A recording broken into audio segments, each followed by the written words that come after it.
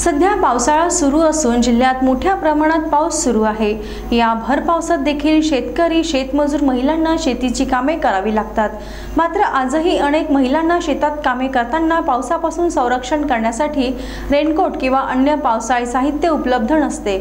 या विषयाची जाण ठेवून भाजपा नेते किशोर टोंगे यांनी थेट बांधावर जाऊन शेतमजुरांना रेनकोट आणि छत्री वाटप करण्याचा निर्धार केला। पालकमंत्री सुधीर मुनगंटीवार यांच्या वाढदिवसानिमित्त मंगळवारी वरोरा भद्रावती विधानसभा क्षेत्रात गरजू शेतकऱ्यांना व शेतमजुरांना छत्री आणि रेनकोट वितरित करण्यात आले।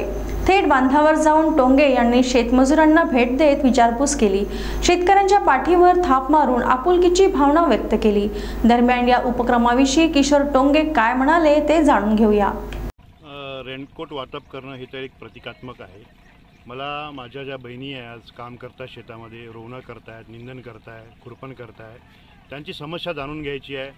आणि ह्या रेनकोटच्या माध्यमातून जे आज ते काम करते रोवण्याचं, पाऊस पडतो, पावसामध्ये ते काहीतरी एखादं छोटंसं ब्लँकेट घेतात, ते अंगावरती ठेवतात।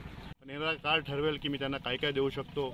माझ्या मनामध्ये त्यांच्या शेतकऱ्याविषयी खूप असा आदर आहे आणि मी स्वतः शेतकरी आहे, त्यामुळे मला शेती आणि शेतकरी आणि माझे शेतकरी बंधू आणि शेतकरी भगिनी यांच्यासाठी बरंच काही करण्याची माझी येणाऱ्या काळातली इच्छा आहे आणि तीच मी पूर्ण करण्याचा प्रयत्न करतो। रेनकोटच का बरं ठरवलं होतं आपण देण्याचं? रेनकोट याच्यासाठी ठरवलं होतं कारण रोवण्याच्या क्षणामध्ये एक छोटंसं प्लास्टिकचं कापड घेऊन त्या बायका कामं करत असतात, त्या बहिणी माझ्या कामं करत असतात।